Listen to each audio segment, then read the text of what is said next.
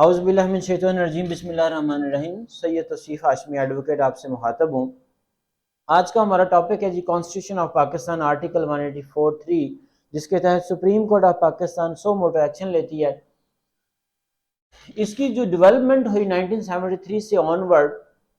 आज तक, इसको हमने 3 इरा में डिवाइड किया था और उसी इरा की बुनियाद पे हमने इसको वीडियो बनाते हुए 3 पार्ट्स में डिवाइड कर दिया ताकि हम इसको ईजीली वीडियो को देख सकें और सुन सकें और बना सकें।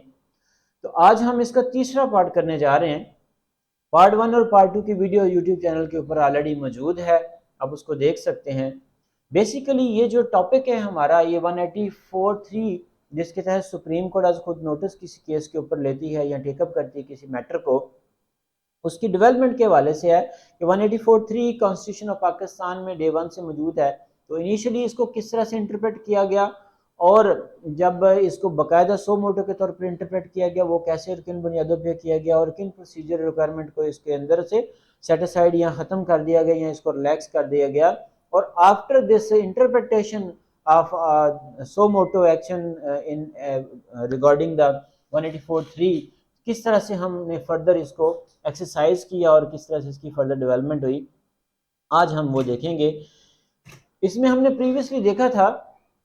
कि जो सुप्रीम कोर्ट की ओरिजिनल जुरिस्डिक्शन वो डिफाइन करता है जी 184, और 184(3) जिसको हम बाकायदा देख रहे हैं, उसका जो टेक्स्ट है वो तीनों वीडियोस में मैंने अब शामिल भी किया है और उसको हमने रीड भी किया है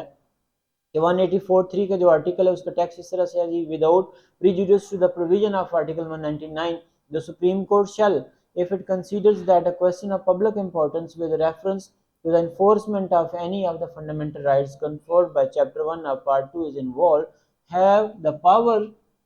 to make an order of the nature mentioned in the said article। तो इसमें जो बेसिक दो असूल हैं कि किसी भी केस को इस आर्टिकल के तहत सुप्रीम कोर्ट टेकअप कर सकती है जिसमें फंडामेंटल राइट्स इन्वॉल्व हों और वो इशू पब्लिक इंपॉर्टेंस का इशू हो, तो उसके ऊपर सुप्रीम कोर्ट कोई भी ऑर्डर पास कर सकती है। ये बेसिकली इसका टेक्स्ट है। तो इसलिए तीनों वीडियोस में शामिल किए, ये तीनों पार्ट्स के अंदर शामिल किया ताकि हमें पता हो कम से कम कि हमारे सामने टॉपिक कौन सा है। फर्दर जो दर्शन मसीह केस था उसकी कंक्लूजन हमने लास्ट जो पार्ट 2 के अंदर की थी। तो इन दिस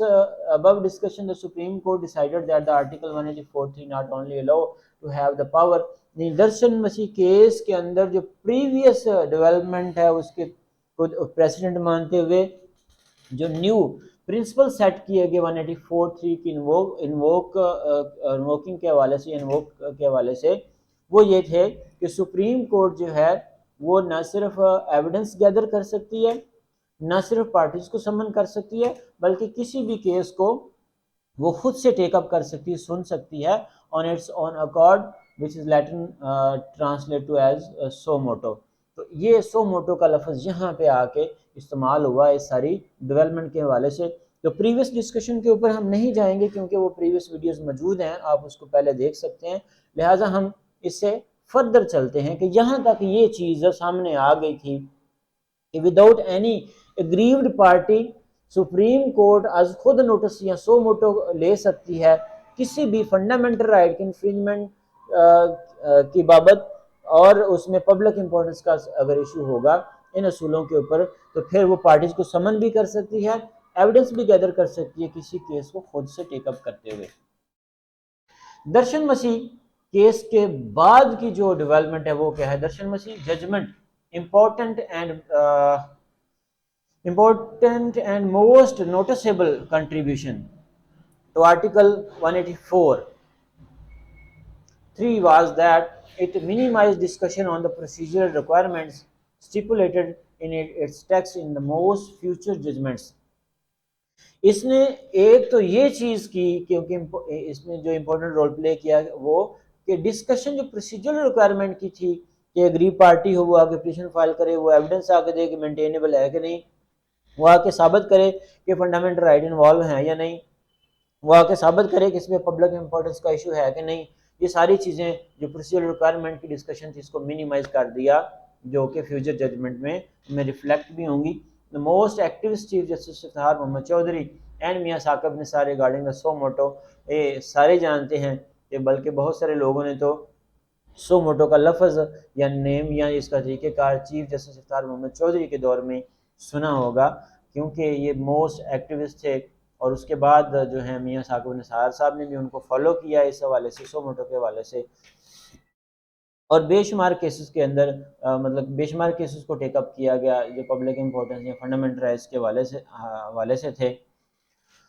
पोस्ट दर्शन मसीह इरा जो है, इसमें I A Sherwani versus government of Pakistan case, इसके जो फैक्ट्स हैं वो क्या हैं? Facts of the case, a group of retired civil servants and retired जजेस filed a petition under Article 184(3) of the Constitution because they were being denied pension for retiring before specified date, and such denied is violation their rights enshrined within Article 25 of the Constitution. आइए sherwani versus government of Pakistan case की जो हकायक हैं वो कुछ इस तरह से हैं कि कुछ सिविल सर्वेंट्स और रिटायर्ड जजेस ने बिफोर टाइम रिटायरमेंट ले ली, तो उनको पेंशन और दीगर जो मराद थी वो देने से इनकार कर दिया गया। उन्होंने ये पिटीशन फाइल की इस आर्टिकल 184(3) के तहत कि आर्टिकल 25 जो है कॉन्स्टिट्यूशन का, उसमें जो हमारे राइट्स हैं फंडामेंटल राइट्स, उसकी वायलेशन हो रही है। उस पे जो respondents say, but the respondents claim that the petition ought not to be maintained under Article 184(3) as the petitioner have not exhausted all alternative remedies before approaching the court. यह एक बड़ा फंडामेंटल क्वेश्चन रेज होता है और बड़ा presidential question है कि जब तक कोई आप जो अल्टरनेटिव रेमेडीज हैं वो वेल नहीं करती तो अपेक्स कोर्ट में नहीं जा सकते। यहाँ पे रिस्पोंडेंट्स ने भी यही क्लेम किया कि ये तो मेंटेनेबल ही नहीं है, क्योंकि इन्होंने लोअर कोर्ट्स के अंदर या दीगर कोर्ट्स के अंदर जो अल्टरनेटिव रेमेडीज मौजूद थी वो वेल किए बगैर सीधा सुप्रीम कोर्ट में आ गए, लिहाजा ये मेंटेनेबल नहीं है। तो ये भी एक मोस्ट इंपॉर्टेंट क्वेश्चन है जो आगे चल के अभी देखते हैं कि किस तरह से ये रिजॉल्व होता है matter. The court relied on the precedent set by the Darshan Masih and Benazir Bhutto case and held that the cases related to the public importance and breach of fundamental rights do not needs to be rigidly met and found the petition maintainable. यानी उन्होंने दर्शन मसीह case और बेनजीर भुट्टो का case जो था उसको president मानते हुए ये हेल्ड किया कि ब्रीच ऑफ फंडामेंटल राइट्स और पब्लिक इंपॉर्टेंस के इशू के हवाले से ये ज़रूरी नहीं है कि ये रिक्वायरमेंट पूरी की जाए, लिहाजा ये मेंटेनेबल है, तो इसको इस तरह से और रिलैक्स कर दिया गया। Here the court relaxed more procedural requirement of Article 184(3), but Article 199, which empowered the High Courts to enforcement of fundamental rights, requires the petitioners to have exhausted all other remedies and for before approaching the High Court. जबकि 199 के तहत जब तक आप session court में petition नहीं file करते तब तक हाई कोर्ट उसको मेंटेनेबल कंसीडर नहीं करेगी। तो ये एक इम्पोर्टेंट क्वेश्चन था, एक प्रेसिडेंटल क्वेश्चन था, इसलिए इसको सुप्रीम कोर्ट ने इसको भी सेटिसाइड कर दिया, इसको भी रिलैक्स कर दिया कि ये भी ज़रूरी नहीं है। लिहाजा the court held that cognizance of matters might be taken under Article 184(3) despite of the fact that alternative remedies were available. तो सुप्रीम कोर्ट ने हेल्ड किया कि कॉग्निजेंस इन मैटर के अंदर जहाँ पे पब्लिक इंपॉर्टेंस का इशू हो, फंडामेंटल राइट्स की वायलेशन का इशू हो, वहाँ पे 184(3) को इन्वोक किया जा सकता है, इसके बावजूद कि अल्टरनेटिव रेमेडीज अवेल ना की गई हों। इसमें जी इनायत बीबी वर्सेस आइजक नज़ीरुल्लाह केस जो है regarding the rights of women from religious minorities and Supreme Court to cognizance of the matter and pronounced a verdict under Article 184(3) without providing reason regarding the satisfaction of the procedural requirements. तो इसको भी procedural requirement मजीद relax कर दी गई इसके अंदर। The judgment merely states that the court deems the case to be amply fit for exercise for the power to do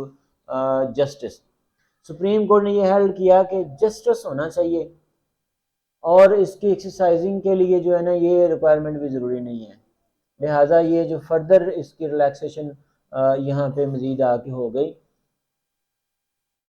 कि without providing reason, ये reason भी मुनासिब नहीं समझी कि प्रोसीजरल रिक्वायरमेंट पूरी होती है या नहीं होती। फर्दर जी इसमें देखते हैं कि similar outcomes were notice in suo motu constitutional petition number 9 of 1991 and so moto constitutional petition 1 of 2000 In this case, the court did not even elaborate the reasons as to why the matter is of public importance. इसमें court ने मजीद relax करते हुए ये भी मुनासिब नहीं समझा कि ऐसी रीज़न ही बयान कीजिए कि क्यों ये पब्लिक इम्पोर्टेंस का, किस वजह से ये पब्लिक इम्पोर्टेंस का इशू है। लिहाजा ये भी मतलब मेंटेन करना या ये भी इसको इस्टेब्लिश करना ज़रूरी नहीं है कि किस वजह से, किन वजूहात की बुनियाद पर ये पब्लिक इम्पोर्टेंस का इशू बनता है। And which fundamental right have been violated, और ये भी ज़रूरी नहीं है कि ये बताया जाए कि कौन सा जो फंडामेंटल राइट है वो इन्फ्रिंज हो रहा है या वायलेट हो रहा है। ये दो चीज़ें मजीद रिलैक्स हो गई। The court took cognizance of the matter on its own volition without the existence of an aggrieved petitioner without locus standi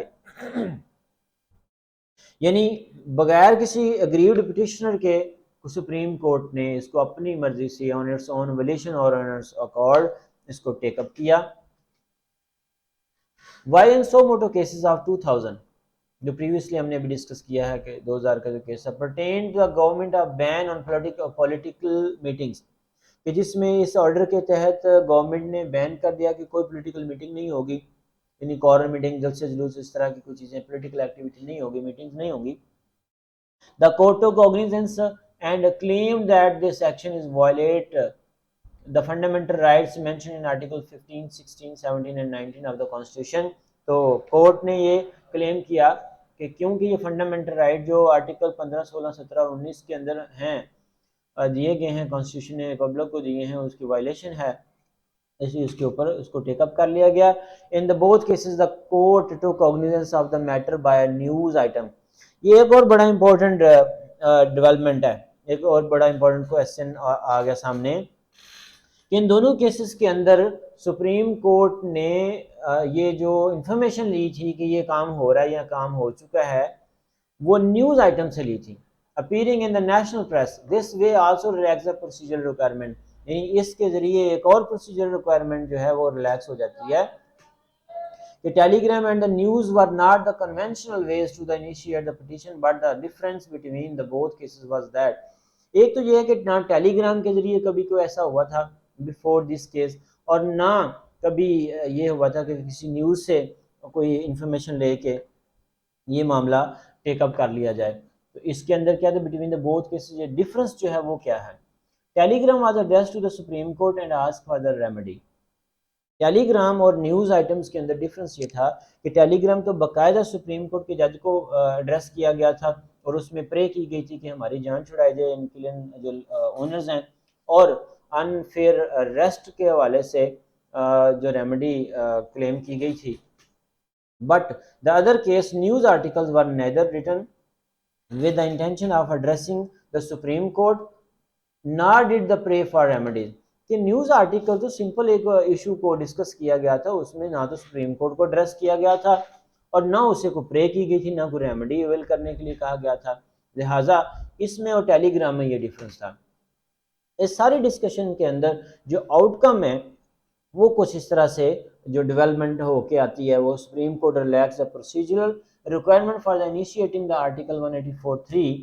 it can be invoked through information from any reliable sources of information. तो पहली बात तो ये किसी भी source जो reliable हो उससे जो इंफॉर्मेशन आती है सुप्रीम कोर्ट उसको सामने रखते हुए टेकअप कर सकती है केस को। फर्दर ये है द कोर्ट में take cognizance of any issue public importance relating to the violation of the fundamental right on its own accord suo motu, यानी सुप्रीम कोर्ट किसी भी ऐसे मैटर को जो पब्लिक इंपॉर्टेंस का होगा और उसमें फंडामेंटल राइट की वायलेशन या इन्फ्रिंजमेंट हो रही होगी उसको खुद से टेकअप कर सकती है, सो मोटो उसके ऊपर ले सकती है। The court to cognizance of the matter on its own volition, वो खुद से इसको टेकअप कर सकती है, कॉग्निजेंस ले सकती है with the existence of without the existence of an aggrieved petition with locus standard,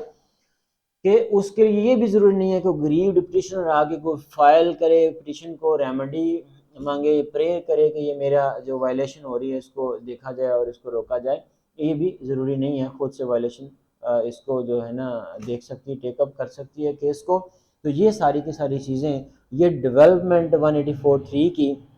in 3 Ira's के हवाले से जो हुई है उसको हमने बाई पार्ट्स तीनों इराज के हवाले से डिस्कस किया।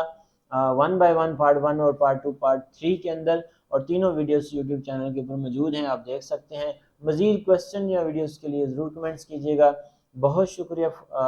इस वीडियो को देखने के लिए। Thank you so much.